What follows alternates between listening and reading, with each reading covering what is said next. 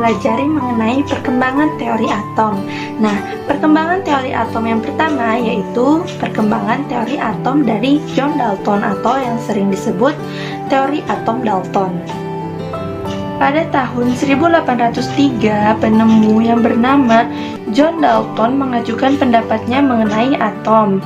Pendapatnya yaitu antara lain, semua materi tersusun dari atom tidak dapat dibagi maupun dihancurkan. Lalu, semua atom dari unsur tertentu memiliki kesamaan massa dan memiliki kesamaan sifat.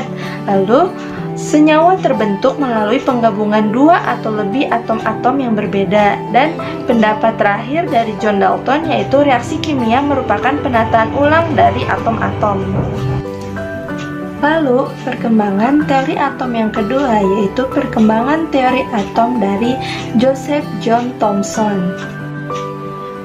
Pada tahun 1897, peneliti yang bernama Joseph John Thomson menemukan elektron melalui suatu percobaan, yaitu percobaan tabung sinar katoda. Nah, kemudian pada tahun 1904, Thomson mengajukan pendapatnya mengenai atom, yang berbunyi, atom berbentuk bola yang tersusun dari materi positif yang di dalamnya tersebar elektron-elektron, atau biasanya teori atom J.J. Thomson ini disebut teori atom roti kismis. Lalu teori atom yang ketiga yaitu teori atom Rutherford. Pada tahun 1909, peneliti yang bernama Ernest Rutherford melakukan percobaan yaitu percobaan lempeng emas. Nah, di mana dari percobaan tersebut dilakukan dengan menambahkan partikel alfa berkecepatan tinggi pada lempeng tipis emas. Nah, Rutherford menyimpulkan bahwa di dalam atom terdapat rongga atau ruang kosong, sedangkan massa atom terpusat pada inti atom dan elektron yang memiliki inti atom. Berikut adalah gambar dari percobaan Rutherford yaitu percobaan lempeng emas.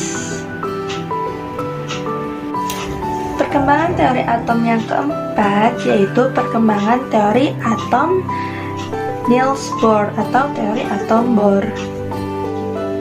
Pada tahun 1913, ilmuwan yang bernama Niels Bohr melakukan percobaan yaitu percobaan spektrum atom hidrogen. Nah, Bohr ini menyimpulkan bahwa elektron mengelilingi inti atom pada lintasan-lintasan tertentu yang disebut dengan orbit. Nah, setiap orbit ini memiliki tingkat energi yang berbeda-beda dan juga elektron dapat berpindah dari orbit satu ke orbit yang lainnya dengan cara melepas atau menyerap energi. Berikut adalah gambar dari percobaan spektrum atom hidrogen yang telah dilakukan oleh Niels Bohr. Dan perkembangan teori atom yang terakhir yaitu perkembangan teori atom modern atau teori mekanika kuantum atau mekanika gelombang.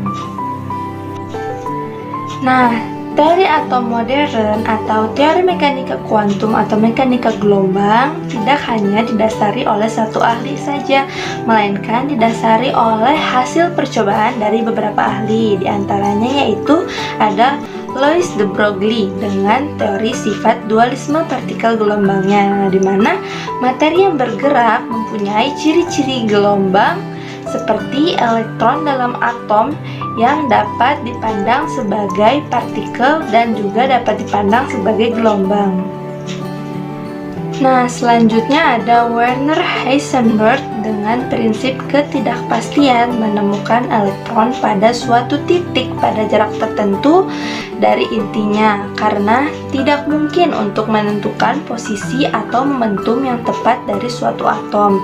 Lalu ada ahli yang bernama Erwin Schrödinger dengan persamaan gelombang. Rumusnya menggambarkan bentuk dan tingkat orbital atau mekanika gelombang dalam bentuk bilangan kuantum.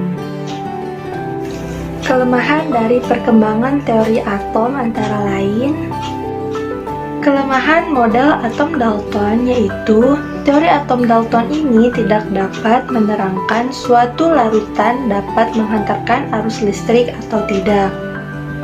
Lalu ada pun kelemahan dari model atom Thomson, di mana model Thomson ini tidak dapat menjelaskan susunan muatan positif dan muatan negatif dalam suatu atom tersebut. Dan setelah 10 tahun dipublikasikan, model ini diperbaharui oleh muridnya yang bernama Ernest Rutherford. Adapun kelemahan dari model atom Rutherford, yaitu model atom Rutherford ini belum mampu menjelaskan tentang letak elektron dan cara rotasinya terhadap inti atom. Juga elektron memancarkan energi ketika bergerak, sehingga energi atomnya menjadi tidak stabil dan juga tidak dapat menjelaskan spektrum garis pada atom hidrogen. Dan yang terakhir adalah kelemahan dari model atom Bohr, yaitu tidak dapat menjelaskan efek Zeeman dan efek Stark, dan juga tidak dapat menjelaskan kejadian dalam ikatan kimia dengan baik, pengaruh medan magnet terhadap atom-atom, dan juga spektrum atom yang berelektron lebih banyak. Terima kasih telah menonton video kali ini. Semoga video yang saya berikan dapat bermanfaat. Kurang lebihnya mohon dimaafkan. Wassalamualaikum warahmatullahi wabarakatuh.